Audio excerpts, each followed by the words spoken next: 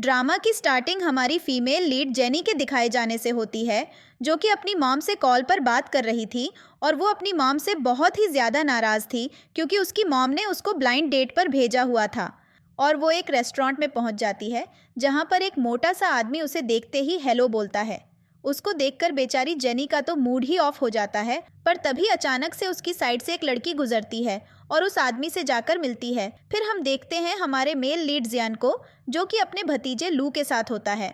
वो अपने भतीजे लू को यहाँ पर उसकी ब्लाइंड डेट पर लेकर आया था, लेकिन लू को उसकी ब्लाइंड डेट में कोई भी इंटरेस्ट नहीं था। लेकिन जियान ज़बरदस्ती उसको अंदर भेज देता है, जिसके बाद वो जाकर जेनी से मिलता है। क्योंकि जेनी काफ़ी ज़्यादा ब्यूटीफुल थी, इसलिए लू को वो काफ़ी पसंद आती है। दूसरी तरफ जियान कार में देखता है कि बुके वहीं पर रह गया था, इसलिए वो रेस्टोरेंट के अंदर जाता है बुके देने के लिए। पर जैसे ही वो यहाँ पर जेनी को देखता है तो शॉक्ड हो जाता है, और जेनी भी उसको देखकर पूरी तरीके से शॉक में थी और वो अपने मन में सोचती है, 7 साल बाद मैं तुम्हें देख रही हूँ। और फिर हमें 7 साल पहले का फ्लैशबैक दिखाया जाता है, जहाँ पर जेनी बारिश में खड़ी होकर जियान का वेट कर रही थी और उसके हाथ में एक बुके भी होता है। लेकिन जियान वहाँ पर नहीं आता और आधी रात हो जाती है, फिर भी वो वहाँ पर नहीं आता। इसके बाद जेनी थोड़ा आगे बढ़ती है तो उसकी नज़र जियान पर पड़ती है, जहाँ पर उसके साथ एक लड़की थी जो कि जियान को बता रही थी कि वो प्रेग्नेंट है। ये सारी बातें सुनकर जेनी को बहुत ही धक्का लगता है, जिसके बाद वो वहीं पर खड़े होकर रोने लगती है। ये सब की वजह से उसका दिल एकदम ही टूट गया था और वो वहाँ से भागने लगती है, पर रास्ते में ही गिर जाती है। सीन वापस प्रेजेंट में आता है, जहाँ दोनों एक दूसरे को ही देख रहे थे। इसके बाद जियान भी वहीं पर बैठ जाता है। यहाँ पर लू जेनी से कहता है, मैंने सुना है कि आपने एक नया क्लिनिक ओपन किया है, जिस पर वो हाँ जवाब देती है। इस पर लू कहता है, मेरे स्टमक में कई दिनों से पेन है, क्या आप मेरा हाथ चेक करके बता सकती हैं मुझे क्या प्रॉब्लम है। इस पर वो कहती है, अभी मेरा ब्रेक टाइम है, अगर आपको ज़्यादा ही दिक्कत हो रही है तो पहले अपॉइंटमेंट लेना, उसके बाद मैं चेक कर लूँगी।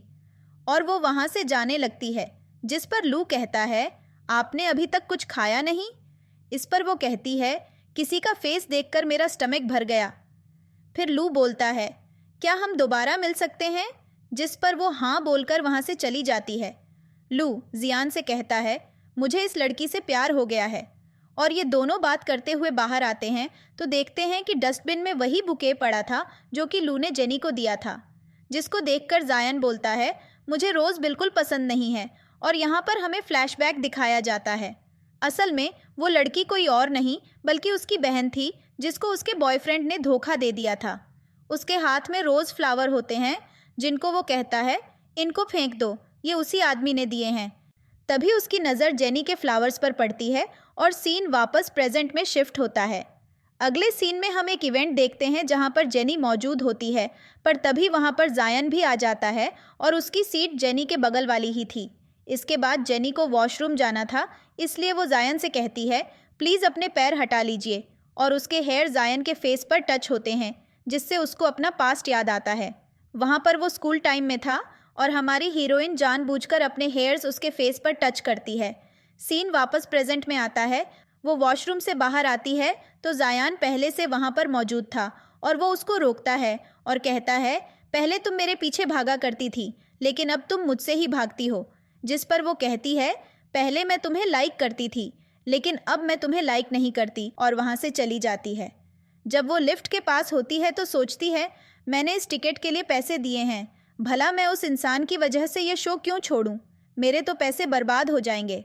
और फिर वो दोबारा से वहाँ पर पहुँच जाती है। वो फिर से जायन से उसके पैर हटाने के लिए कहती है, लेकिन बाय मिस्टेक वो गिर जाती है जायन के ऊपर और फिर वो जल्दी से उठकर अपनी सीट पर बैठ जाती है। इस पर वो कहता है, तुम इतनी ज़्यादा लापरवाह कैसे हो सकती हो।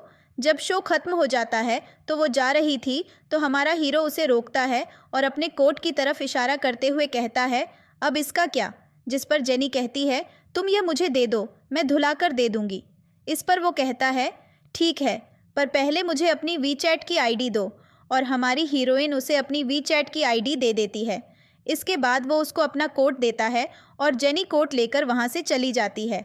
इसके बाद हम उसे उसकी एक दोस्त के साथ देखते हैं जो कि अपनी वेडिंग के लिए ड्रेस सेलेक्ट कर रही थी, लेकिन यहाँ पर जेनी सिर्फ जायन के बारे में ही सोच रही थी। इसके बाद उसकी दोस्त उसके पास आती है और बताती है, मेरी वेडिंग में सभी क्लासमेट्स आएंगे। और फिर हम वेडिंग का सीन देखते हैं जहाँ पर जेनी जायन का जिक्र करती है, जिस पर हमें एक फ्लैशबैक दिखाया जाता है जहाँ पर जेनी के जाने के बाद जायन वो फ्लावर्स उठाता है और फिर वो उसको मैसेज डालता है कि मैं अपनी बहन के साथ हूँ, आप कहाँ पर हैं। और वो उसको कॉल भी करता है, लेकिन जेनी का नंबर बंद होता है। सीन वापस प्रेजेंट में आता है जहाँ पर वो लड़का किसी को मैसेज करके बताता है कि मैं क्लास प्रेसिडेंट की मैरिज में जेनी से मिला हूँ, जो कि कई साल बाद वापस आई है। इसके बाद वहाँ पर बैठी हुई एक लड़की कहती है, जेनी, तुम्हारा इस तरह से गायब हो जाना कहीं जयान से रिलेटेड तो नहीं है। जिस पर वो कहती है, ऐसा कुछ नहीं है, मेरे डैड का ट्रांसफ़र हो गया था, इसलिए मैं सबसे अलग हो गई थी। और तभी यहाँ पर एक दूसरा लड़का आता है जो कि जेनी के पास आकर बैठ जाता है और कहता है, तुम अभी भी उतनी ही ब्यूटीफुल हो, तुम बिल्कुल भी बदली नहीं हो। इस लड़के का नाम हान होता है। हान जेनी से कहता है, क्या आप मुझे अपनी वीचैट आईडी देंगी। पर तभी दूसरा लड़का कहता है, तुम यहाँ से चले क्यों नहीं जाते, वैसे भी वो तुमसे बात नहीं करना चाहती। जिस पर हान को गुस्सा आता है और वो उस लड़के पर चिल्लाता है और फिर से जेनी से उसकी आईडी मांगता है। जिस पर वो कहती है, बिल्कुल नहीं, तुम मुझे बिल्कुल पसंद नहीं हो, इसलिए मैं तुम्हें आईडी नहीं दूंगी। इस पर उसे गुस्सा आता है और वो उस पर हाथ उठाने वाला था कि तभी उसका हाथ जायन पकड़ लेता है और हमें फ्लैशबैक दिखाया जाता है जहाँ पर जायन बास्केटबॉल खेल रहा था और उसको जेनी देख रही होती है। जब वो जाने लगता है तो जेनी उसको रोक कर कहती है, क्या मैं तुमसे दोस्ती कर सकती हूँ, बस मेरी विश है, अगर हम दोनों एक ही सेक्शन में होंगे तो क्या तुम मुझे रोज़ खुद से हाथ मिलाने का मौका दोगे, सिर्फ दिन में एक बार। जिस पर वो इनकार करके वहाँ से चला जाता है और सीन वापस प्रेजेंट में शिफ्ट होता है जहाँ पर जायन उसको डांटता है और वहाँ से भगा देता है। इसके बाद सेरेमनी स्टार्ट होती है जहाँ पर ब्राइड अपना बुके पीछे की तरफ फेंकती है और यह बुके जायन के हाथों में आकर गिर जाता है। जिस पर जेनी कहती है, यह मुझे मिलना चाहिए था। पर एक आदमी कहता है, यह बुके आप उस लड़की को दे सकते हैं जिसको आप पसंद करते हैं। जिस पर वो रेड ड्रेस वाली लड़की बोलती है, आप यह मुझे दे दीजिए। पर तभी हमारा हीरो यह बुके हमारी हीरोइन को दे देता है। इसके बाद हम इन सभी को एक साथ डिनर करते हुए देखते हैं जहाँ पर जेनी ने बहुत ही ज़्यादा ड्रिंक कर ली थी और वो जायन को देखकर अपने मन में सोचती है, सबको ऐसा क्यों लगता है कि यह मुझे बहुत पसंद करता है, पर रियलिटी तो ये है कि मैं इसे पसंद करती हूँ, बल्कि यह नहीं। और क्योंकि उसने बहुत ज़्यादा ड्रिंक की थी उसका सिर चकराने लगता है। जायन उसको बोलता है, आपको और ड्रिंक करने की ज़रूरत नहीं है, लेकिन वो तो उसके फेस को पकड़ लेती है। जिसके बाद जायन उसको एक रूम में ले आता है और उसको पानी पिलाता है, लेकिन वो पानी पीने के बजाय उसके फेस को टच करने लगती है। पर जैसे तैसे जायन उसको पानी पिला देता है और उससे कहता है, तुम ऐसा कैसे कर सकती हो मेरे साथ, तुम मुझे बिना बताए कैसे जा सकती हो, तुम मुझको बाय बोलकर भी नहीं गई। और वो उसकी तरफ देखता है, पर हमारी हीरोइन तो पहले ही सो चुकी थी। जिसके बाद वो कहता है, तुम सच में एक हार्टलेस वुमन हो। अगले सीन में हम जेनी को उसकी मॉम के साथ देखते हैं जहाँ पर वो कहती है, लू को तुम बहुत ही ज़्यादा पसंद आई हो। लेकिन जेनी कहती है, पर वो लड़का मुझे बिल्कुल भी पसंद नहीं आया। इस पर उसकी मॉम कहती है, कोई बात नहीं, और उसे एक दूसरे लड़के की फ़ोटो दिखाती है। अगले सीन में हम इन दोनों को एक डेट पर देखते हैं। इन दोनों को एक साथ जायन भी देख लेता है और ऑफ कोर्स उसे जेलसी होती है। जिसके बाद वो अपने भतीजे से कहता है, अगर तुम स्टमक पेन का नाटक करोगे तो मैं तुम्हें बहुत ही टेस्टी केक दिलाऊंगा। जिस पर वो बच्चा भी हाँ बोल देता है। इसके बाद वो जल्दी से जेनी के पास कॉल करके कहता है, क्लास प्रेसिडेंट की मैरिज में मैंने तुम्हारा ध्यान रखा था, तो जल्दी से एक पेशेंट का ध्यान रखने में मेरी मदद करने के लिए आ जाओ। वो कहती है, कब। जिस पर वो कहता है, अभी। ये सुनकर वो शॉक होती है। जिस पर वो कहता है, मेरी कार पास ही में है। इसके बाद वो अपने ब्लाइंड डेट को बाय बोलकर कार में आकर बैठ जाती है और बच्चे को देखकर सोचती है, ज़रूर ये बच्चा उसी औरत का होगा।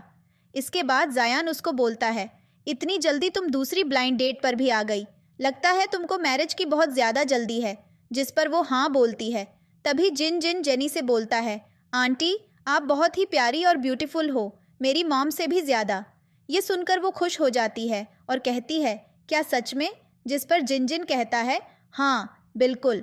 और फिर जायन से कहता है, मैंने सच कहा ना। फिर यहाँ पर जेनी अपना पास्ट याद करती है जहाँ पर वो स्कूल में जायन के चारों तरफ घूम रही थी और वो उससे कहती है, ज़रा मेरी तरफ देखो, मैं कितनी सुंदर हूँ। पर जायन उसको ज़रा भी भाव नहीं देता। जिसके बाद सीन वापस प्रेजेंट में शिफ्ट होता है, जहाँ पर जेनी जिन जिन से कहती है, चलो पहले डॉक्टर के पास जाते हैं। पर वो कहता है, अब मेरे स्टमक में पेन नहीं है, इसलिए मुझको डॉक्टर के पास नहीं जाना। पर वो कहती है, ऐसा नहीं है, तुमको चलना होगा। इसके बाद हम इन तीनों को हॉस्पिटल में देखते हैं, जहाँ पर एक कपल इनको देखकर बोलता है, यह फैमिली कितनी ज़्यादा ब्यूटीफुल है। अगर हम इनका एक फ़ोटो लेकर सोशल मीडिया पर अपलोड कर दें तो यह लोग वायरल हो जाएंगे। और वो कपल उनका फ़ोटो क्लिक करता है। इसके बाद वहाँ पर डॉक्टर रिपोर्ट लेकर आती है और बताती है, बच्चे को बस थोड़ी सी कमज़ोरी है, आपको थोड़ा सा ध्यान रखने की ज़रूरत है। और वो सारी बातें जेनी कहती हैं, ठीक है, तुम इसको मेडिसिन्स दिला देना, मैं चलती हूँ। और वो जाने लगती है, पर तभी जायन जिन जिन की तरफ इशारा करता है और वो जल्दी से जाकर जेनी का हाथ पकड़कर कहता है, आंटी प्लीज़ मत जाइए, प्लीज़ मेरे साथ रात का डिनर कीजिए, आप बहुत ही ज़्यादा अच्छी हैं, प्लीज़ मेरे साथ डिनर करने चलिए ना, मेरी मॉम को कभी मेरे साथ खाना खाने का टाइम नहीं मिलता। जिस पर जायन बोलता है, इसकी मॉम अब्रॉड में रहती है, इसीलिए वो यहाँ पर नहीं आ सकती। इसके बाद हम जिन जिन और जेनी को वही लड़का मिलता है जिसके साथ वो ब्लाइंड डेट पर गई थी और वो पूछता है, आप यहाँ पर क्या कर रही हैं? जिस पर वो कहती है, ये मेरे दोस्त का बेटा है और इसकी तबीयत अचानक से ख़राब हो गई, इसलिए मैं यहाँ पर आई हूँ। इस पर वो कहता है, क्या हम लोग डिनर करने चलें? पर तभी जिन जिन बोलता है, बिल्कुल नहीं, मैं उनके साथ डिनर पर जा रहा हूँ। इस पर वो भी कहती है, आज मैं बिज़ी हूँ। जिस पर वो लड़का कहता है, क्या हम दोस्त बन सकते हैं? जिस पर जेनी कहती है, हम लोग दोस्त हैं। और तभी यहाँ पर जयान भी आ जाते हैं और वो उसको वहाँ से चलने को कहता है, जिसके बाद ये तीनों वहाँ से चले जाते हैं। इसके बाद हम इन तीनों को एक साथ डिनर करते हुए देखते हैं, जहाँ पर जेनी बोलती है, मेरा खाना हो गया। तो उसके सामने से तुरंत जायन उसकी प्लेट उठा लेता है। ये देखकर उसको काफ़ी ज़्यादा अजीब लगता है। जिसके बाद वो अपना पास्ट याद करती है स्कूल टाइम में, जब वो जायन के पास जाकर बैठ जाती है अपने टिफ़िन लेकर और उसके टिफ़िन में से खाने लगती है। पर यह बंदा यहाँ पर भी उसको भाव नहीं देता। सीन वापस प्रेजेंट में शिफ्ट होता है और जिन जिन को बाय बोलकर जाने लगती है। पर तभी जायन बोलता है, बहुत ज़्यादा रात हो गई है, मैं तुमको ड्रॉप कर दूँगा। इसके बाद हम देखते हैं जहाँ पर वो उसको ड्रॉप करता है और उसके बालों में से कचरा हटाता है। इसके बाद वो जाने लगती है, पर पीछे मुड़कर कहती है, भले ही तुम बदल गए हो लेकिन बहुत बुरे हो, और चली जाती है। इसके बाद हम देखते हैं जायन के हाथ में जेनी का ईयरिंग होता है, जो उसने कचरा हटाते समय निकाल लिया था। इसके बाद वो अपने घर पर आ जाती है, जहाँ पर उसकी मॉम कहती है, तुम बहुत लेट आई हो, लगता है तुम्हारी ब्लाइंड डेट अच्छी थी। इस पर वो कहती है, नहीं, मेरे दोस्त के भतीजे की हेल्थ ख़राब हो गई थी, इसलिए मैं उसे डॉक्टर के पास लेकर गई थी और वो लड़का मुझे पसंद नहीं आया। जिस पर उसकी मॉम उसको अपने पास बैठा लेती है और फिर दूसरे लड़कों की फ़ोटो दिखाने लगती है। फिर वो वॉच देखकर कहती है, तुम्हारा ईयरिंग कहाँ गया? इस पर वो कहती है, शायद मेरी दोस्त की कार में गिर गया होगा। और फिर हमें फ्लैशबैक दिखाया जाता है स्कूल टाइम का, जहाँ वो बैठी हुई थी और उसके पास जायान आता है और उसको वही ईयरिंग देता है। जिस पर जेनी कहती है, क्या तुम मुझे एक्सेप्ट कर रहे हो? इस पर वो इनकार करके वहाँ से चला जाता है। इसके बाद हम नाइट का सीन देखते हैं, जहाँ पर जेनी के पास जिन जिन का मैसेज आता है। वो कहता है, मुझे आपसे बात करनी है, और उसे वीडियो कॉल करता है और बोलता है, आंटी मुझे इस तरह से नींद नहीं आती, प्लीज़ मुझे सुला दीजिए। जिस पर वो कहती है, ठीक है, मैं तुम्हें कहानी सुनाती हूँ। और वो कहानी सुनाने लगती है। तभी कैमरा के सामने जायन आकर बोलता है, जिन जिन सो चुका है। इसके बाद वो कॉल कट कर देती है। अब हम अगले सीन में जेनी को उसके क्लिनिक में देखते हैं, जहाँ पर लू आता है। वो उसको वहाँ से जाने को कहती है, पर वो कहता है, मेरे स्टमक में पेन है, और उसके साथ फ्लर्ट करता है। वो कहता है, प्लीज़ मेरा ट्रीटमेंट कर दो। जिस पर उसका हाथ देखकर कहती है, तुम्हारा सबसे अच्छा ट्रीटमेंट है कि तुम किसी रिवर में कूद जाओ। और फिर उसे वहाँ से जाने को कहती है, लेकिन वो जाने से इनकार करता है। जिसके बाद वो अपनी एक दूसरी डॉक्टर को बुलाती है, जो कि उसको डांटकर वहाँ से भगा देती है। इसके बाद जेनी जायान को मैसेज करके कहती है, लू को ज़रा समझाओ कि वो मुझे परेशान ना करे। इसके बाद हम लू को क्लिनिक के बाहर देखते हैं और तभी वहाँ पर जायान आ जाता है। उसका कान पकड़कर कहता है, तुम्हारी हिम्मत कैसे हुई डॉक्टर को परेशान करने की? ये क्लिनिक है, घर नहीं। और उसे बहुत ही ज़्यादा डराता है। जिस पर वो कहता है, मैं आज के बाद उसे परेशान नहीं करूँगा। इसके बाद हम जायन को कॉल पर बात करते हुए देखते हैं, जहाँ पर वो एक ऑक्शन में से एक चेयर खरीदने की बात कर रहा था। अगले सीन में हम देखते हैं कि जेनी जायन के घर पर आई हुई थी, क्योंकि उसे वो चेयर बहुत ही ज़्यादा पसंद थी और उसे देखकर बहुत ही ज़्यादा खुश हो जाती है। वो कहती है, मैं तुमको 8.5 मिलियन दूंगी अगर तुम यह चेयर मुझे दे देते हो। इस पर वो कहता है, बिल्कुल नहीं, ये तो एक गिफ्ट है, मैं अपनी होने वाली वाइफ को यह तोहफा दूंगा। इसके बाद वो वहाँ से जाने लगती है, पर जाते समय गिरने वाली होती है। जायन उसको संभालने जाता है और अचानक से दोनों के बीच किस हो जाती है। इसके बाद वो जल्दी से उठकर वहाँ से भाग जाती है। इसके बाद हम उसे घर पर देखते हैं, जहाँ पर वो उसी किस के बारे में सोच रही थी। अब हम नेक्स्ट डे उसे एक रेस्टोरेंट में देखते हैं, जहाँ पर उसे वही ब्लाइंड डेट वाला लड़का मिल जाता है, जो उसे देखते ही अपने साथ लंच के लिए इनवाइट करता है। ये सभी एक साथ लंच करते हैं। वहाँ एक और लड़की मौजूद थी जो उस लड़के को पसंद करती थी और उसे यह सब कुछ बिल्कुल पसंद नहीं आ रहा था। यहाँ पर एक आदमी आता है और इन सभी की फ़ोटो क्लिक करके जायन को सेंड कर देता है। अब जब ये सभी रेस्टोरेंट से बाहर आते हैं और कहीं और जाने का प्लान करते हैं, तो तभी जेनी के पास जायन की कॉल आती है और वो कहता है, मुझे मेरी चेयर की फ़ोटो भेजो और वीडियो भी, क्योंकि मुझे उसकी फ़िक्र हो रही है। जिसके बाद वो जल्दी से वहाँ से निकल जाती है, लेकिन तभी वो लड़की पीछे से आकर उसे रोक लेती है और उसे 1 मिलियन का चेक देकर कहती है, उस लड़के से दूर रहो। इस पर जेनी वो चेक ले लेती है, उस पर 10 मिलियन लिखकर कहती है, मैं 10 मिलियन दूंगी। इस पर उस लड़की को गुस्सा आता है, जिस पर वो कहती है, वो लड़का तुम्हें पसंद नहीं करता तो उसके पीछे भागने से बेहतर होगा कि तुम किसी ऐसे को ढूंढो जो तुम्हें पसंद करे। अगले सीन में हम उसे क्लिनिक में देखते हैं, जहाँ पर वो अकेली होती है। वो क्लिनिक से निकल रही थी कि तभी कुछ बदमाश लड़के आकर उसे परेशान करने लगते हैं, पर सही समय पर यहाँ पर जायन आकर उसे बचा लेता है। यहाँ पर वो अपना पास्ट याद करती है। स्कूल टाइम में जब वो स्टोर से निकल रही थी, तभी कुछ लड़के आकर उसके साथ बदतमीज़ी करते हैं। वहाँ उसके स्कूल के कुछ बच्चे भी बैठे हुए थे, लेकिन वे बच्चे भी उसकी मदद नहीं करते और बस आपस में बातें करते हैं कि यह इलाका बहुत ही बेकार है, यहाँ सुंदर लड़कियों को नहीं आना चाहिए। पर तभी जायन आकर उसकी मदद करता है, जिसके बाद वो बहुत ही ज़्यादा रोती है और वो उसे कहता है, रोने की ज़रूरत नहीं है, सब कुछ ठीक है। सीन वापस प्रेजेंट में शिफ्ट होता है, जहाँ पर जायन बोलता है, चलो मैं तुम्हें घर पर ड्रॉप कर देता हूँ। नेक्स्ट डे जायन किसी पॉप आइडल की तरह तैयार होकर उसके क्लिनिक में पहुँच जाता है। वो कहती है, तुम इस तरह के कपड़े क्यों पहनकर आए हो? जिस पर सामने से वो जवाब देता है, तुम्हें यह पसंद नहीं आया क्या? इस पर वो अपने मन में सोचती है, यह मुझे इम्प्रेस करने की कोशिश कर रहा है। तभी उसके पास कॉल आता है, जिससे उसे पता चलता है कि उसकी ग्रैंडमदर की हेल्थ खराब है। वो जायन से उसकी कार उधार मांगती है, पर वो कहता है, मैं तुम्हें छोड़ देता हूँ, और वो उसे लेकर जाता है। अब हम इन दोनों को कार में देखते हैं, जहाँ पर जेनी की नज़र एक वाटर बॉटल पर पड़ती है और फिर वो पास्ट याद करती है कि उसने वो बॉटल जायन को गिफ्ट की थी। वो कहती है, तुमने यह बॉटल चेंज नहीं किया? जिस पर वो कहता है, यह चेंज कर दिया है। इसके बाद वे लोग हॉस्पिटल पहुंच जाते हैं, जहां पर जायन जेनी को फ्लावर्स देकर कहता है, यह मेरी तरफ से ग्रैंडमदर को दे देना। इसके बाद वो अपनी ग्रैंडमदर से मिलाती है। उसकी ग्रैंडमदर कहती हैं, तुम घर की मेंबर हो, ये फ्लावर्स लेकर आने की क्या ज़रूरत थी? जिस पर वो कहती है, ये मेरे दोस्त ने दिए हैं। इस पर सामने से ग्रैंडमदर कहती हैं, क्या वो तुम्हारा बॉयफ्रेंड है?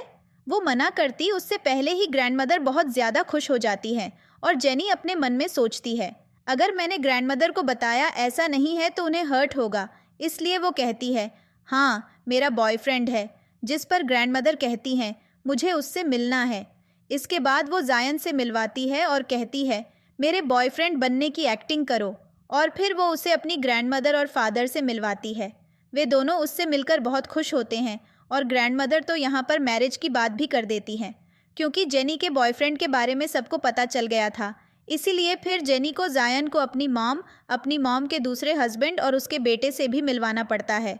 वे भी मिलकर उससे बहुत ही ज़्यादा खुश होते हैं और कहते हैं, अब तुम्हें जल्द से जल्द मैरिज कर लेनी चाहिए। वे लोग वहाँ से चले जाते हैं। इसके बाद जायन जेनी को होटल के बाहर प्रपोज करता है मैरिज के लिए। यह देखकर वो शॉक हो जाती है, लेकिन अचानक से वो कहता है, तुम्हें भी मेरी वाइफ होने की एक्टिंग करनी होगी। दरअसल मुझे एक फ़ेक मैरिज करनी है, क्योंकि ये मेरे लिए बहुत ही ज़्यादा ज़रूरी है। और वो जैसे तैसे उसे फ़ेक मैरिज के लिए राज़ी कर लेता है।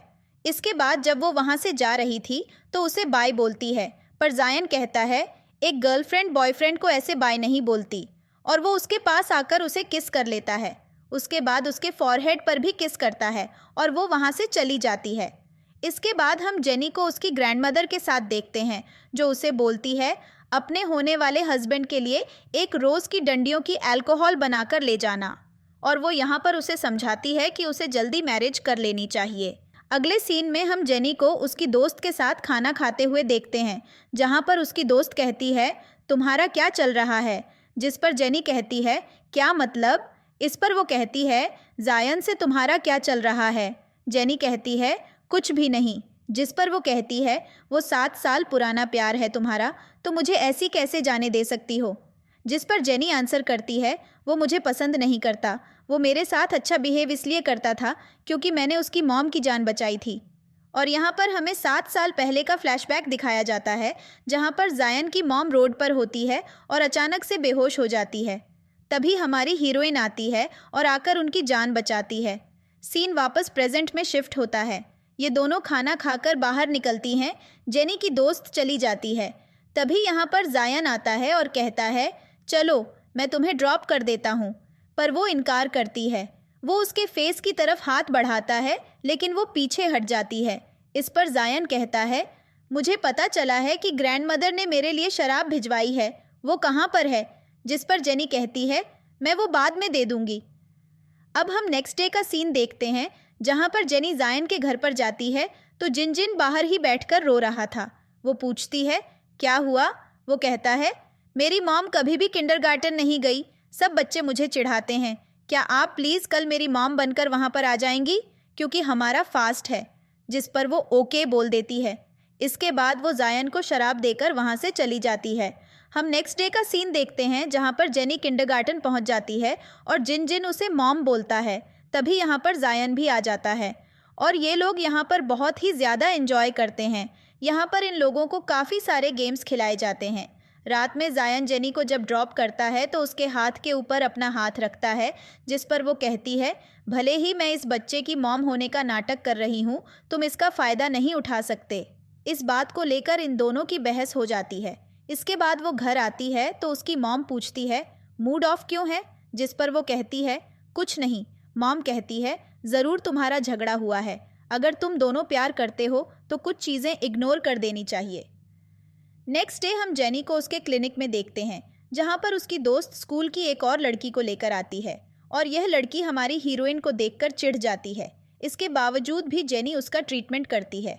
अब यहाँ पर जायान उसके लिए खाना भेजता है, जिसको वो खाने से इनकार करती है। वो मैसेज करके बोलती है मैं इसको नहीं खाऊंगी। जिसके बाद हमारा हीरो लगातार खाना भेजता ही रहता है और हमारी हीरोइन उसके पास वो खाना वापस भिजवा देती है। लेकिन जायान के पास कॉल आती है कि जिन जिन की हेल्थ बहुत ही ज़्यादा ख़राब है, जिसके बाद वो उसे जल्दी से जेनी के क्लिनिक में ही लेकर आता है, जहाँ पर वो उसका ट्रीटमेंट करती है। इसके बाद वो जेनी से कहता है मुझे एक बात का जवाब दो, तुमने कहा था तुम्हें 1 मंथ चाहिए मैरिज के बारे में सोचने के लिए और 1 मंथ हो चुका है, अब तुम्हारा जवाब क्या है, तुमने मैरिज को लेकर क्या सोचा है। जिस पर वो कहती है 7 साल पहले तुम्हारे साथ जो लड़की थी वो तुम्हारी गर्लफ्रेंड थी, तुम्हें उसी के साथ मैरिज करनी चाहिए। ये सुनकर हमारा हीरो सोच में पड़ जाता है और फिर उसे याद आता है, जिसके बाद वो हंसता है और कहता है तुम वाकई में बेवकूफ़ हो, वो लड़की कोई और नहीं बल्कि मेरी बहन है और यह बच्चा भी उसी का है। उसके बॉयफ्रेंड ने उसे धोखा दिया था और मैं उसी को संभाल रहा था। इसके बाद हमारी हीरोइन को एहसास होता है कि इतने सालों से वो गलत फहमी भरी हुई लाइफ जी रही थी। बस फिर क्या था, वो मैरिज के लिए राजी हो जाती है और ये दोनों मैरिज सर्टिफिकेट ले लेते हैं। इसके बाद ये दोनों सबसे पहले ग्रैंडमदर से मिलने जाते हैं। इनसे मिलकर वे दोनों बहुत ही ज़्यादा खुश होते हैं। ग्रैंडमदर जेनी को अपने पास बैठाकर कहती है पता नहीं आज मुझे ऐसा क्यों लग रहा है कि तुम कोई गुड न्यूज़ देने वाली हो। इसके बाद ये सभी एक साथ डिनर करते हैं। डिनर के बाद ग्रैंडफादर बताते हैं हम लोगों ने तुम्हारे लिए ऊपर वाला कमरा रेडी कर दिया है, वहाँ पर सो जाना। लेकिन हमारा हीरो टेबल पर ही सो जाता है। जिसके बाद जेनी उसको रूम में लेकर आती है और रूम में आते ही हमारा हीरो उसके बहुत ज़्यादा करीब आ जाता है। वो उसे किस करने वाला था, पर वो उसके गाल पर किस करता है। इसके बाद ये दोनों थोड़ी बहुत बातें करते हैं और तभी इनको चिल्लाने की आवाज़ आती है। ये जल्दी से ग्रैंडफादर ग्रैंडमदर के रूम में जाते हैं, जहाँ पर ग्रैंड मॉम की हेल्थ अचानक से खराब हो गई थी। इसके बाद ग्रैंडमदर को हॉस्पिटल में एडमिट करवाया जाता है, जहाँ पर जेनी बहुत ही ज़्यादा परेशान थी। जायन कहता है, परेशान होने की ज़रूरत नहीं है, मैं तुम्हारे साथ हूँ। अब डॉक्टर बाहर आती है और कहती है, हमने अपनी पूरी कोशिश की है, लेकिन मरीज़ के पास सिर्फ थोड़ा सा ही समय है। जिसके बाद ये सभी ग्रैंडमदर से मिलते हैं। जेनी ग्रैंडमदर को बताती है कि मैंने मैरिज कर ली है। यह सुनकर तो वो बहुत ही ज़्यादा खुश होती है। वो कहती है, यही मेरी लास्ट विश थी कि तुम्हारी मैरिज हो जाए। और बस फिर क्या था, उनकी डेथ हो जाती है। इसके बाद हम इनका फ्यूनरल देखते हैं, जहाँ पर जेनी का भाई जायन को थैंक्स बोलता है उनकी इतनी ज़्यादा मदद करने के लिए।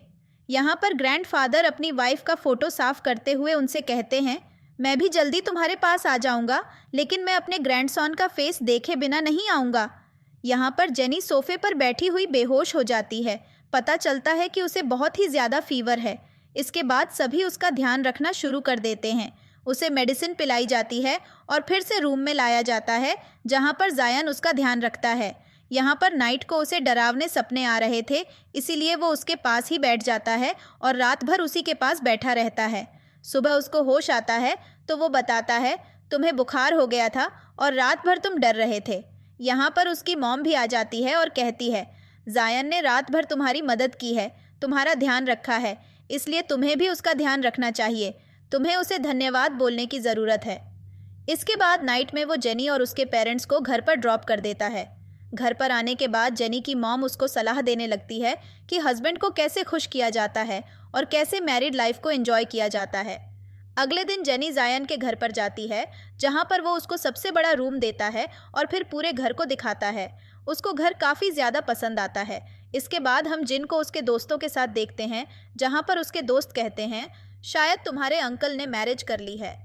जिस पर वो कहता है, बिल्कुल नहीं, वो कैसे मैरिज कर सकते हैं, वो तो लड़कियों से दूर रहते हैं। लेकिन जब वो मैरिज सर्टिफिकेट का फ़ोटो देखता है तो शॉक्ड हो जाता है। इसके बाद हम जायन को देखते हैं, जो कि जेनी का डोर नॉक करता है। गेट खोलती है तो कहती है, मैं बस कपड़े चेंज कर रही थी। इस पर वो कहता है, मुझे मेरा रेज़र चाहिए। वो रेज़र लेने जाती है, इसीलिए जायन की नज़र उसके एक ईयर रिंग पर पड़ती है। वो वहाँ से चला जाता है। इसके बाद वो शीशे के सामने खड़ी हुई थी, तभी हमारा हीरो पीछे से आता है और दूसरा ईयरिंग उसके कान में पहना देता है और साथ ही वो उसका नेकलेस भी पहनाता है, जो कि काफ़ी सालों से उसने संभाल कर रखा था। अगले दिन हम जेनी को जायन की कंपनी में उसका वेट करते हुए देखते हैं। तभी यहाँ पर वही लड़की आती है जो उसको पसंद नहीं किया करती थी और वो उसे देखते ही चिढ़ जाती है और वो उसको बोलती है, तुम यहाँ पर क्या कर रही हो? क्या तुम अभी भी जायन का पीछा कर रही हो? क्या तुम्हें समझ नहीं आता कि वो तुम्हें ज़रा भी इंटरेस्टेड नहीं है? तुम कितनी बेशर्म हो, तुम अभी भी उसका पीछा नहीं छोड़ रही हो। और फिर हमें फ्लैशबैक दिखाया जाता है, जहाँ पर स्कूल टाइम में जेनी तो जायन को लाइक करती ही थी, ये लड़की भी उसे लाइक करती थी और इसी बात को लेकर ये उसके साथ बहस करती है। सीन वापस प्रेजेंट में शिफ्ट होता है, जहाँ पर यह लड़की हमारी हीरोइन की बहुत ही ज़्यादा इंसल्ट करती है और कहती है, इस कंपनी की एम्प्लॉई होने के नाते मैं यहाँ से तुम्हें जाने को कहती हूँ। पर तभी यहाँ पर जायन आ जाता है और वो जेनी से कहता है, मेरी जान, मुझे माफ़ करना, मुझे देर हो गई, और उसको वहाँ से लेकर चला जाता है। जिस पर दूसरे एम्प्लॉई कहते हैं, यह सब क्या है, क्या ये सर की गर्लफ्रेंड है? जिस पर एक दूसरा आदमी कहता है, बिल्कुल नहीं, मैंने उसके हाथ में रिंग देखी है, दोनों के हाथ में रिंग है, ज़रूर इनकी मैरिज हो चुकी है। यह देखकर तो उस लड़की को बहुत ही ज़्यादा गुस्सा आता है और वो किसी को कॉल करके कहती है, मुझे जेनी के क्लिनिक के बारे में पूरी इन्फॉर्मेशन चाहिए। इसके बाद ये दोनों एक होटल में आते हैं, जहाँ पर पहले से ही जिन जिन और जायन के ग्रैंडफादर मौजूद थे और यहाँ पर जेनी की फैमिली भी आ जाती है। ये सभी एक साथ डिनर करते हैं। यहाँ पर जायान सभी को दिखाता है कि उन्होंने मैरिज का इनविटेशन कैसा बनवाया है, जिस पर ये सभी यहाँ बैठकर चर्चा करते हैं कि वो किस तरीके से क्या करेंगे, क्योंकि उनको शहर की सबसे ग्रैंड वेडिंग करनी थी। यहाँ से निकलते समय जेनी को वही ब्लाइंड डेट वाला लड़का मिलता है और वो उसके साथ बात करने लगती है। तभी यहाँ पर हमारा हीरो आता है, उसको जेलसी होती है, जिसके बाद वो उसको लेकर चला जाता है। लिफ्ट के बाहर खड़े थे ये दोनों, जहाँ पर जेनी का हाथ जायान ने बहुत ही टाइट पकड़ा था। वो अपना हाथ छुड़ाने की कोशिश करती है तो वो सामने से कहता है, तुम अब भी उसके कांटेक्ट में हो? जिस पर वो समझाती है कि ऐसा कुछ नहीं है। इसके बाद ये दोनों लिफ्ट में आ जाते हैं। लिफ्ट में बहुत ही ज़्यादा भीड़ हो जाती है, इसीलिए जायन हमारी हीरोइन को कवर करता है। पर एक आदमी यहाँ पर जेनी को गलत तरीके से टच करने की कोशिश करता है, जिस पर जायन उसका हाथ पकड़ लेता है और फिर कहता है, अगर तुमने इसे छूने की कोशिश की तो मैं तुम्हें मार डालूंगा। इसके बाद ये दोनों होटल के बाहर आते हैं, जहाँ पर आते ही जेनी टैक्सी में बैठ जाती है। जायान उसको रोकने की कोशिश करता है, लेकिन वो रुकने का नाम नहीं लेती। टैक्सी ड्राइवर बोलता है, क्या आपका आपके लवर के साथ झगड़ा हुआ है? अगर ऐसा है तो आप लोगों को घर पर जाकर शांति से बात करनी चाहिए। पर वो कहती है, बिल्कुल नहीं, आप जल्दी से यहाँ से चलिए। जिस पर जायन टैक्सी ड्राइवर से कहता है, इसको अच्छे से घर पर ड्रॉप कर देना। वो घर पर आ जाती है। उसका मूड बहुत ही ज़्यादा ऑफ था, इसलिए वो अपनी बेस्ट फ्रेंड के साथ डिनर करने जाती है, जहाँ पर वो उसको बताती है कि मैं जायन के साथ मैरिज कर रही हूँ, जिसे सुनकर वो बहुत खुश होती है। और फिर वो कहती है, क्या तुम अभी भी उसे लाइक करती हो? जिस पर हमारी हीरोइन कोई भी जवाब नहीं देती। इस पर उसकी दोस्त कहती है, अगर तुम उसे लाइक करती हो तो उसे साफ साफ बताओ, फीलिंग्स छुपाने से कुछ नहीं होगा, तुम दोनों का रिश्ता ही खराब होगा। इसके बाद जेनी घर पर आ जाती है। जैसे ही वो घर के अंदर एंटर करती है तो सबसे पहले उसकी नज़र जायान पर ही पड़ती है, लेकिन उसे इग्नोर करके अंदर चली जाती है। जिस पर वो सोचता है, अगर मैं भी उसे इग्नोर करूँगा तो हमारा रिश्ता खराब होगा, इसलिए वो उसके रूम में जाता है। वो नॉक करता है, लेकिन वो जवाब नहीं देती। तो ठीक है, मैं खुद ही अंदर आ रहा हूँ। और वो जैसे ही वॉशरूम के अंदर जाता है तो जेनी टॉवल में थी और वो अपने बाल ड्राई कर रही थी। वो घबराकर पीछे घूमती है, जिससे उसका टॉवल ज़मीन पर गिर जाता है। ये देखकर वो ज़ोर से चिल्लाती है। हमारा हीरो भी शॉक्ड हो जाता है और वो वहीं पर खड़ा रह जाता है। जेनी गुस्से में कहती है, यहाँ से बाहर जाओ। वो रूम के बाहर आ जाता है और कहता है, मुझे माफ़ करना। इस पर वो कहती है, तुम बेवकूफ़ हो ईश्वर। वो कहता है, मैंने कई बार नॉक किया था पर तुमने जवाब नहीं दिया। इसके बाद वो कपड़े पहनकर वॉशरूम से बाहर आती है। वो कहती है, बोलो क्या हुआ? जिस पर वो कहता है, तुम ऐसा बिहेव क्यों कर रही हो? इस पर जेनी बोलती है, क्योंकि तुम मुझे पसंद नहीं करते। तुमने मुझे झूठ बोला है, तुमने मुझे धोखा दिया है। वो कहता है, मैंने कब झूठ बोला? जिसको वो कहती है, हाई स्कूल में मैंने अपने दोस्त के नंबर से तुम्हें मैसेज किया था नाइट में मिलने के लिए, पर तुम वहाँ पर नहीं आए। जिस पर वो कहता है, मेरे पास कोई भी मैसेज नहीं आया था। इस पर वो कहती है, मैंने लिली के फ़ोन से मैसेज किया था। जिस पर वो कहता है, मैं कसम खाता हूँ मेरे पास कोई भी मैसेज नहीं आया। और उसको बेड पर बिठाकर उसका हाथ पकड़कर कहता है, मैं तुमसे बहुत ही ज़्यादा प्यार करता हूँ, मैं तुम्हें बहुत ज़्यादा पसंद करता हूँ। और यहाँ पर हमें हाई स्कूल का सीन भी दिखाया जाता है, जहाँ पर वो एक दूसरी स्टूडेंट से पूछता है, जेनी कहाँ पर है? पर वो लड़की कहती है, शायद वो घर चली गई। इसके बाद सीन प्रेजेंट में शिफ्ट होता है और वो कहता है, मैं सारी ज़िंदगी तुम्हें ही प्यार करूँगा, मैं पहले से तुम्हें लाइक करता हूँ, बस मैं कभी जाहिर नहीं कर पाया। इसके बाद वो बाहर आता है और कॉल करके कहता है, मुझे लिली नाम की लड़की के बारे में पूरी इन्फॉर्मेशन चाहिए। इसके बाद एक मेड जेनी के रूम में आती है। वो देखती है कि वो बीमार है, इसलिए वो अपने बॉस को बुलाती है। जायान उसके लिए बहुत ही ज़्यादा परेशान होता है। वो उसके पास आता है तो वो उसके हाथ पर काट लेती है, जिसके बाद वो जल्दी से उसके दादाजी को बुलाता है। ग्रैंडफादर आते हैं और उसे चेक करते हैं। इसके बाद वो 2-3 सुइयाँ उसके सर में चुभाते हैं और वो ठीक हो जाती है। ग्रैंडफादर जायन को बताते हैं, ज़्यादा परेशान होने की ज़रूरत नहीं है, वो बस थोड़ी सी बीमार है। ग्रैंडफादर यहाँ पर उसे बताते हैं, तुम्हें उसका ध्यान रखने की ज़रूरत है।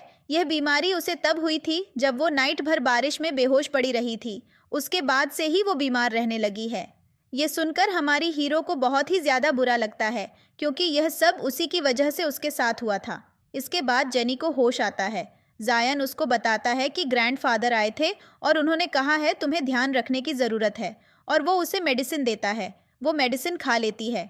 इसके बाद वो कहती है, सब मेरी गलती है, मैं इतनी बड़ी हो गई हूँ फिर भी ग्रैंडफादर को मेरा ध्यान रखना पड़ रहा है। जिस पर जायन कहता है, यह तुम्हारी नहीं, मेरी गलती है। अगर मैंने 7 साल पहले ऐसा नहीं किया होता और तुम्हारे ध्यान दिया होता तो शायद यह नहीं होता। इन सब की वजह से ही हमारे बीच बहुत सारी गलत फहमियाँ हैं। अगर तुम मुझसे कुछ पूछना चाहती हो तो पूछ लो, मैं तुम्हें सब कुछ सच बताऊंगा। जिस पर वो कहती है, 7 साल पहले तुम मुझे पसंद नहीं करते थे। इस पर वो कहता है, बिल्कुल नहीं, मैं तुम्हें बहुत ही ज़्यादा पसंद करता था। मैं बस तुमसे बात इसलिए नहीं करता था क्योंकि उस समय पर मैं स्टूडेंट था और मेरे घर पर भी कुछ हो गया था। मेरे मम्मी पापा का एक्सीडेंट हो गया था और घर की स्थिति भी ठीक नहीं थी, इसलिए मैं सारा फोकस अपनी पढ़ाई पर ही करना चाहता था। जिस पर वो कहती है, ऐसा नहीं है। इस पर जायन के कहता है, मैंने तुम्हें बता चुका हूँ, और रही बात मैसेज की, तो मेरे पास कोई मैसेज आया ही नहीं। मैं तुम्हें अपना फ़ोन दिखा सकता हूँ। जिस पर जेनी कहती है, तुमने मुझे इंग्लिश ट्यूशन भी इसलिए दिया था क्योंकि मैंने तुम्हारी मॉम की जान बचाई थी। इस पर वो कहता है, ऐसा नहीं है, तुम्हें यह किसने बोला? ये एक गलत फहमी है। वो कहती है, तुमने यह खुद एक्सेप्ट किया था दूसरे क्लासमेट्स के सामने और उन लोगों ने ही मुझे बताया था। ये सुनकर बेचारा थोड़ा सा शॉक्ड हो जाता है क्योंकि उसने तो ऐसा कुछ कहा ही नहीं था। जिस पर वो कहता है, कौन सी क्लासमेट? वो कहती है, मुझे नहीं पता। तब हमें फ्लैशबैक दिखाया जाता है, वो घर पर थी। उसकी ग्रैंडमदर आती हैं और कहती हैं, चलो जल्दी यहाँ से, ट्रेन का टाइम हो रहा है। क्योंकि ग्रैंडमदर नहीं चाहती थी कि उनकी पोती को फिर से यह सब कुछ झेलना पड़े, इसलिए उन्होंने उसे शहर से बाहर भेज दिया था और इसीलिए हमारी हीरोइन ने हीरो के मैसेज का जवाब नहीं दिया था। जिसके बाद जायन कहता है, हमारे बीच बहुत ही सारी गलत फहमियाँ हैं, हमें इन सब पर बात करनी होगी। यहाँ पर मेड आती है और सूप देती है, जिसके बाद जायन उसे बहुत ही प्यार से वो सूप पिलाता है।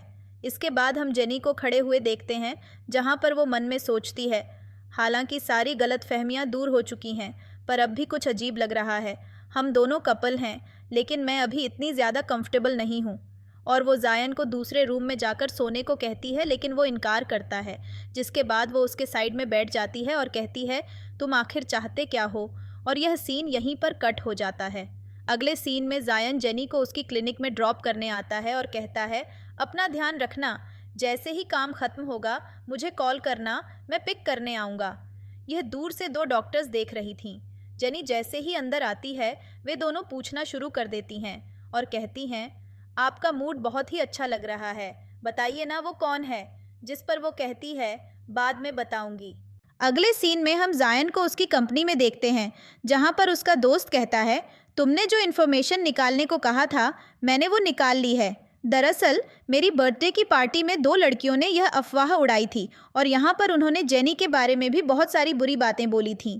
उन्होंने मुझे बताया है कि उन्हें ऐसा करने के पैसे मिले थे। वो कहता है, उन्हें पैसे किसने दिए थे? जिस पर वो एक लड़की का नाम बताता है और यह लड़की वही है जो हमारी हीरोइन से अक्सर जलती थी।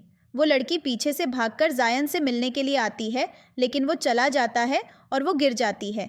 दूसरी तरफ हम जेनी को क्लिनिक में देखते हैं, जहाँ पर एक दूसरी डॉक्टर आकर बताती है, सोशल मीडिया पर किसी ने पोस्ट किया है कि हमारे क्लिनिक में जो मेडिसिन दी जाती है वो सब बेकार है और नकली है। इससे हमारे क्लिनिक की बहुत ही ज़्यादा बदनामी हो रही है। जेनी उस पोस्ट को देखती है और उसे काफ़ी ज़्यादा गुस्सा आता है क्योंकि उनकी क्लिनिक के बारे में बहुत ही ज़्यादा बुराइयां की गई थीं और काफ़ी सारी गलत बातें लिखी हुई थीं। लेकिन वो कहती है, इस पर ध्यान देने की ज़रूरत नहीं है, जो लोग हम पर ट्रस्ट करते हैं वे करेंगे और हमेशा यहीं पर आएंगे। और वो कहती है, मुझे हॉस्पिटल जाना है, और हॉस्पिटल के लिए निकल जाती है। अब हम इसे हॉस्पिटल में देखते हैं, जहां डॉक्टर बताते हैं, यह पेशेंट काफ़ी दिनों से बीमार है, सारे तरीके आजमा लिए गए पर वो ठीक नहीं हुआ, इसीलिए मैंने सोचा क्यों ना तुम्हें बुलाया जाए, क्या पता तुम मुझसे ठीक कर दो। यहाँ पर उसके पास जायन का मैसेज आता है और वो कहता है, क्या तुम लंच मेरे साथ करोगी? जिस पर वो कहती है, ठीक है, पर मैं हॉस्पिटल में एक पेशेंट को देखने जा रही हूँ। इसके बाद उसे पेशेंट से मिलवाया जाता है। यहाँ पर वो डॉक्टर दूसरे डॉक्टर्स को भी बताता है और जेनी से इंट्रोड्यूस करवाता है। यहाँ पर उस पेशेंट की हालत काफ़ी ज़्यादा ख़राब थी और वो बिल्कुल पागलों की तरह बिहेव कर रहा था। इसके बाद जेनी उसे चेक करने के लिए उसके पास जाती है, जहाँ पर उसे पता चलता है कि पेशेंट को गैस्ट्रोइंटेस्टिनल इन्फेक्शन है और यह उसे 4 साल से है और अब इसकी लास्ट स्टेज है। डॉक्टर बताता है, कुछ दिनों से पेन बिल्कुल भी कम नहीं हो रहा, हमें समझ नहीं आ रहा था कि क्या करें। हमने हर तरह की मेडिसिन दी है, हर तरह का महंगा से महंगा इंजेक्शन लगाया है, पर पेन ठीक नहीं हो रहा। जिस पर वो कहती है, परेशान होने की ज़रूरत नहीं है, अब सब ठीक हो जाएगा। और वो कुछ नीडाल लाने को कह देती है। वो फिर उसे 2-3 नीडल चुभाती है और बस फिर क्या था, वो पेशेंट एकदम से ठीक हो जाता है और कहता है, मेरा पेन एकदम ठीक हो चुका है, मैं अच्छा महसूस कर रहा हूँ। मतलब निडाल चुभाने से एक पेशेंट ऐसे ठीक हो जाता है, कितनी कमाल की बात है। चाइना में कुछ भी हो सकता है। इसके बाद हम उसी लड़की को देखते हैं जो कि हमारी हीरोइन से हमेशा चिढ़ा करती थी और वो लगातार उसे पोस्ट पर कमेंट कर रही थी और हमें पता चलता है कि ये पोस्ट उसी ने करवाया है। तभी यहाँ पर डॉक्टर्स जेनी को लेकर आते हैं उसका ट्रीटमेंट करवाने के लिए, जिसे देखकर वो अचानक से घबरा जाती है क्योंकि पीठ पीछे वो उसकी ही चुगलखोरी कर रही थी। वो कहती है, तुम यहाँ पर क्या कर रही हो? तभी यहाँ पर जायान भी आ जाता है। बस फिर क्या था, उसे देखकर तो ये लड़की ज़ोर ज़ोर से बोलना शुरू कर देती है और वो जेनी से कहती है, मैंने सोशल मीडिया पर देखा है तुम्हें किस तरह से कोसा जा रहा है। तुम यहाँ बहुत ही महंगी मेडिसिन देती हो, उसके बावजूद भी कोई तुम्हारी मेडिसिन खाकर ठीक नहीं होता। इस पर वो कहती है, मैंने कभी तुम्हें मेडिसिन दी ही नहीं जो तुम इतना ज़्यादा बोल रही हो। पर वो कहती है, मैंने अभी सोशल मीडिया पर सब कुछ पढ़ा है। इसके बाद वो लड़की जयान से कहती है, देखो ना ये मेरे साथ क्या कर रही है। इस पर वो कहता है, मुझे फ़र्क नहीं पड़ता कि तुम्हारे साथ क्या हो रहा है, बस मैं तो यहाँ अपनी वाइफ को पिक करने आया हूँ क्योंकि हमें लंच करने जाना है। ये सुनकर वो शॉक होती है। वो कहती है, यह सब झूठ है। जिस पर वो कहता है, बिल्कुल नहीं, और वो उसके सामने जेनी को किस करता है और फिर उसे वहाँ से लेकर चला जाता है, जिससे इस लड़की का दिमाग बहुत ही ज़्यादा ख़राब हो जाता है और वो किसी को मैसेज करती है। दूसरी तरफ हम हमारी हीरो हीरोइन को देखते हैं जहाँ पर जेनी जायान से कहती है, तुमने मुझे इस तरह से किस क्यों किया? जिस पर वो कहता है, तुम मेरी वाइफ को, इतना तो मेरा हक है। इसके बाद ये दोनों क्लिनिक में आ जाते हैं जहाँ पर एक डॉक्टर जेनी को क्विक पार्सल देती है और कहती है, ये आपके लिए आया है। वो पूछती है, किसने भेजवाया है? जिस पर वो कहती है, पता नहीं, कोई एड्रेस नहीं है। जब वो खोलती है तो उसमें एक गुड़िया थी जिसके अंदर बहुत सारी सुइयां चुभी थीं और यह एक काले जादू वाली गुड़िया थी। इसे देखकर तो जेनी बहुत ही ज़्यादा घबरा जाती है। इसके बाद यहाँ पर पुलिस आती है और बताती है, कोई भी डिलीवरी का रिकॉर्ड नहीं है, ये किसी ने जानबूझकर किया है और सीसीटीवी फुटेज में भी कुछ नहीं मिला, बस कुछ परछाइयाँ हैं, उन लड़कों के चेहरे नहीं दिख रहे। पुलिस सवाल करती है, क्या हाल ही में किसी के साथ आपका कोई झगड़ा हुआ है या आपने किसी को नाराज़ किया है? जिस पर वो मना करती है। जायन कहता है, घबराने की ज़रूरत नहीं है, काम ख़त्म होगा, मुझे कॉल कर देना, मैं तुम्हें पिक करने आ जाऊँगा, और वहाँ से चला जाता है। दूसरी डॉक्टर कहती है, यह सब किसने किया होगा? इस पर जेनी बोलती है, कोई परेशान होने की ज़रूरत नहीं है, जिसने भी किया है वो दोबारा ज़रूर आएगा। इसके बाद हम जेनी को घर पर देखते हैं जहाँ पर वो सोने की कोशिश कर रही थी। वो जैसे ही लाइट ऑफ करती है तो उसे वही गुड़िया नज़र आती है, तो वो जल्दी से लाइट जलाकर सोने की कोशिश करती है, लेकिन बेचारी बार बार सिर्फ करवटें ही बदल रही थी। इसके बाद वो उठकर बैठ जाती है क्योंकि उसे नींद नहीं आ रही थी। वो उसके रूम पर पहुंच जाती है और फिर वो दौड़कर नॉक करती है। जायन गेट खोलता है और कहता है, क्या हुआ? जिस पर वो कहती है, मुझे तुम्हारी याद आ रही थी। इस पर वो स्माइल करता है और उसका हाथ पकड़कर रूम के अंदर ले आता है। वो उसे बेड पर बैठाकर कहता है, मैं नहाने जा रहा हूँ, आकर तुमसे बात करता हूँ, और वो नहाने के लिए चला जाता है। इसके बाद वो बाहर आता है और फिर उसे बोलता है, अब बताओ क्या हुआ? वैसे नाइट के 12 बज गए हैं। जिस पर वो कहती है, दरअसल मुझे नींद नहीं आ रही, क्या प्लीज़ तुम मेरी मदद करोगे तो मेरे पास ही सो जाओ। जिस पर वो उसकी साइड में आकर बैठ जाता है और फिर वो उससे पूछता है, तुम इतनी ज़्यादा घबराई हुई क्यों हो? इस पर वो कहती है, मैं घबराई हुई नहीं हूँ। जिस पर वो कहता है, साफ नज़र आ रहा है कि तुम घबराई हुई हो, तुम्हारी कहानी तुम्हारे चेहरे पर है, तुम लाल हो चुकी हो, तुम्हारा बॉडी भी एकदम टाइट है। इस पर वो कहती है, दरअसल ऐसा है क्योंकि मेरा हस्बैंड मेरे पास है। जिस पर वो कहता है, मैं समझ गया कि तुम क्या चाहती हो, और वो उसे किस करने लगता है। नेक्स्ट मॉर्निंग में हम देखते हैं कि जेनी के क्लिनिक के बाहर लोगों ने बहुत सारे पोस्टर्स लगवाए थे जहां पर वे लोग उसकी बहुत ही ज़्यादा बुराई कर रहे थे। यह देखकर तो जेनी और दूसरी डॉक्टर को काफ़ी बुरा लगता है और गुस्सा भी आता है। इसके बाद हम जेनी को उसके कैबिन में देखते हैं जहाँ पर दूसरी डॉक्टर आकर बताती है, देखिए डॉक्टर, किसी ने एक वीडियो पोस्ट किया है और लिखा है कि हमारे हॉस्पिटल में पहले ही किसी की डेथ हो चुकी है और हमने इसे छिपाया है। वो वीडियो को देखती है और कहती है, यह वीडियो तो सच है पर इसमें जो लिखा है वो झूठ है। हमें फ्लैशबैक दिखाया जाता है जहां जेनी ग्रैंडफादर के साथ बैठी हुई थी। तभी एक औरत अपनी छोटी बच्ची को लेकर आती है जिसकी हालत काफ़ी ज़्यादा ख़राब थी। जिसके बाद उसे लिटाया जाता है और ग्रैंडफादर उसका ट्रीटमेंट शुरू करते हैं और फाइनली उस बच्ची को होश आ जाता है और वो बच्ची मरी नहीं थी बल्कि ज़िंदा थी। लेकिन सोशल मीडिया पर दिखाया जा रहा था कि वो बच्ची मर गई है। इसके बाद हम जायन को कार में देखते हैं जहाँ पर मैनेजर उसे एक नेकलेस दिखाता है और कहता है, क्या आपने सब मैनेजर के बारे में पता कर लिया है? क्या आप मैडम को मैरिज का तोहफा देना चाहते हैं? जिस पर वो कहता है हाँ। इसके बाद हम जेनी को देखते हैं क्योंकि वो एक जगह से बाहर निकल रही थी। तभी वो बहुत सारी भीड़ को देखती है जहाँ पर खड़े हुए लोग कहते हैं, ये कितनी गिरी हुई है, अपने डैड की उम्र के आदमी के साथ ही अफेयर चला रही है। इस पर एक दूसरा आदमी कहता है, क्या तुम्हें यह करने में ज़रा भी शर्म नहीं आती? एक तो तुम झूठी मेडिसिन्स भेजती हो, फिर ये सब भी करती हो। पर यहाँ पर खड़े 2-3 लड़के हमारी हीरोइन को सपोर्ट करते हैं और तभी सोशल मीडिया पर पोस्ट अपलोड होता है कि जो भी फ़ोटो डाली गई थी वो फेक है। दरअसल वो आदमी जेनी के फादर हैं। इस पर वो दोनों गर्ल्स कहती हैं, हमने तो पहले ही कहा था ये तो हमारी आइडल है, ये ऐसा कैसे कर सकती है? ये तो कितनी ज़्यादा ब्यूटीफुल है और ब्यूटीफुल गर्ल्स कभी भी गलतियाँ नहीं किया करती। और वो यहाँ पर फूल लाइन मारते हैं हमारी हीरोइन के ऊपर। तभी यहाँ पर जायान आता है और उसका हाथ पकड़ लेता है और उसे अपने साथ ले जाता है। जिस पर वो गर्ल्स कहती हैं, तो ये इसका हस्बैंड है। ये देखकर तो हमारा दिल ही टूट गया। इसके बाद हम इन्हें दोनों को घर पर देखते हैं। दोनों ही अपने फ़ोन में लगे हुए थे। तभी जायन कहता है, क्या सच में यह ऐसा ही है? जेनी बोलती है, क्या मतलब है? वो कहता है, इंटरनेट पर आ रहा है, मैं कैसे हस्बैंड हूँ जो अपनी वाइफ को बिगाड़ रहा हूँ।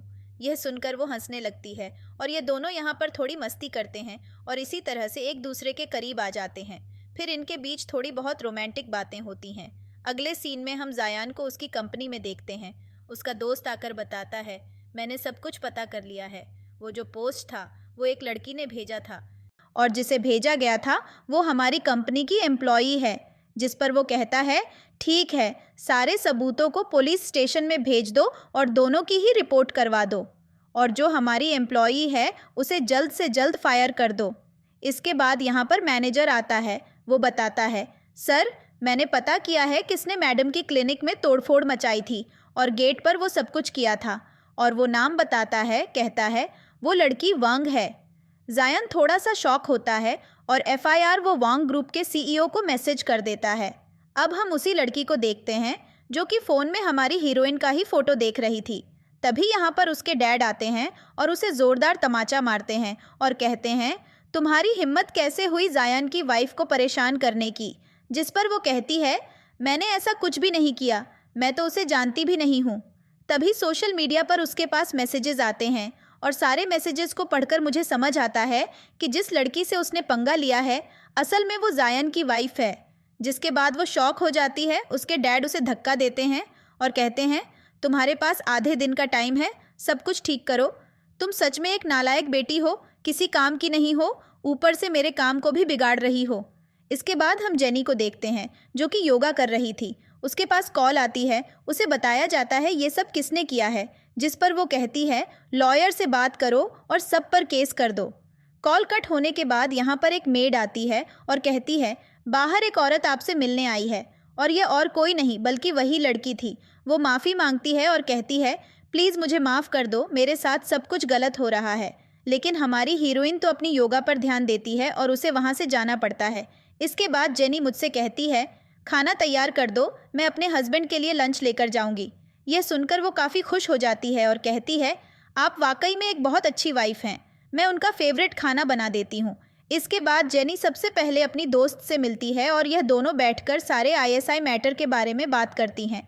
इसके बाद यह लड़की कंपनी जाती है जहाँ पर उसे वही लड़की मिलती है जिसे देखकर वो कहती है, अब तुम्हें पता चला ना शांति, इसलिए कहते हैं जिसके बारे में आप नहीं जानते उससे पंगा नहीं लेना चाहिए। और वो लड़की यहाँ से अपना सामान उठाकर जा रही थी। इसके बाद हम जायन को देखते हैं जो कि लगातार खाना खा रहा था और हमारी हीरोइन बैठकर उसे बस देख रही थी। जेनी उससे बात करने की कोशिश करती है तो वो कहता है, शांत हो जाओ, ये खाना मुझे बहुत पसंद है। अगले सीन में हम जेनी को उसके क्लिनिक में देखते हैं जहाँ पर एक आदमी आता है और ये एक ब्लॉगर होता है। वो सारी चीज़ों को अपनी कैमरा में रिकॉर्ड कर रहा था। तभी यहाँ पर एक औरत अपनी बेटी को लेकर आती है जिसकी हालत बहुत ही ज़्यादा ख़राब थी। हमारी हीरोइन उसका ट्रीटमेंट कर देती है और एक झटके में उसे ठीक कर देती है और ये सारी वीडियो वो शूट कर लेता है। यहाँ पर दूसरी डॉक्टर उसे क्रिएटर के साथ अच्छी वाली दोस्ती कर लेती है। वो कहता है मैं उसे सोशल मीडिया पर डालने वाला हूँ और वो अपना भी ट्रीटमेंट करवाता है। अगले सीन में हम अपने हीरो और हीरोइन को मंदिर में देखते हैं जहाँ पर ये दोनों कहते हैं चलो अब फाइनली सब कुछ ठीक हो गया है। और इसके बाद हम इन दोनों की मैरिज देखते हैं। अब हम रात का सीन देखते हैं जहाँ पर जेनी बहुत ही अच्छे से रेडी हुई थी। जायन उसके पास आता है और कहता है तुम्हारी ड्रेस बहुत अच्छी है और उसे बेड पर बैठाकर बहुत सारे गिफ्ट्स देता है जो कि हमारी हीरोइन को काफ़ी ज़्यादा पसंद आते हैं। अगले सीन में जायन जेनी को अपने साथ उसके ग्रैंडफादर ग्रैंडमदर के घर पर लेकर आया था जहाँ पर वो कहती है हम तो हनीमून पर जाने वाले थे, जिस पर वो कहता है यह जगह बहुत ही ज़्यादा अच्छी है और हम अपने कुछ दिन यहीं पर बिताएंगे। इसके बाद हम इन्हें दोनों को उनके दोस्तों के साथ डिनर करते हुए देखते हैं और यहाँ पर हम इसी लड़की को देखते हैं जो कि वेट्रेस बनकर आई थी और फिर वो किसी को मैसेज करती है यहाँ पर आ जाओ, बहुत ही अच्छा मौका है। अब हम उसी लड़के को देखते हैं जिसे हमने ड्रामा की शुरुआत में देखा था, जो हमारी हीरोइन पर लाइन मार रहा था। वो हमारी हीरोइन को खींचकर एक रूम में लेकर आता है और उसके साथ वहाँ पर ज़बरदस्ती करने लगता है और बाहर से ये चुड़ैल गेट को लॉक कर देती है। पर यहाँ पर हमारी हीरोइन को शक हो जाता है क्योंकि वो प्रेग्नेंट थी, इसलिए कुछ नहीं कर पाती और वो जाकर बाकी सभी को वहाँ पर भेजती है। जिसके बाद सभी लोग वहाँ पर पहुँच जाते हैं और उसकी बढ़िया वाली कुटाई करते हैं। लेकिन यहाँ पर उसकी दोस्त को लेबर पेन शुरू हो जाता है, उसे हॉस्पिटल में एडमिट करवाया जाता है और फिर वो प्यारे से बच्चे को बर्थ देती है। लास्ट में हम उसकी दोस्त के हस्बैंड को देखते हैं जिसकी वो भर भर के तारीफ़ किया करती थी, लेकिन वो दिखने में एक मासूम सा बच्चा लग रहा था। इसके बाद हम इन्हें दोनों को एक साथ देखते हैं जहाँ पर हमारा हीरो हमारी हीरोइन को अपने फ़ोन में दिखाता है। असल में जो उसने मैसेज किया था वो उसके पास पहुँचा ही नहीं था, वो किसी और के पास पहुँचा था, जिससे सारी मिसअंडरस्टैंडिंग दूर हो जाती है। ये दोनों एक दूसरे को किस करते हैं और लास्ट में ये उसी जगह पर जाते हैं जहाँ पर ये बचपन में मिले थे और इसी के साथ ये ड्रामा एंड हो जाता है।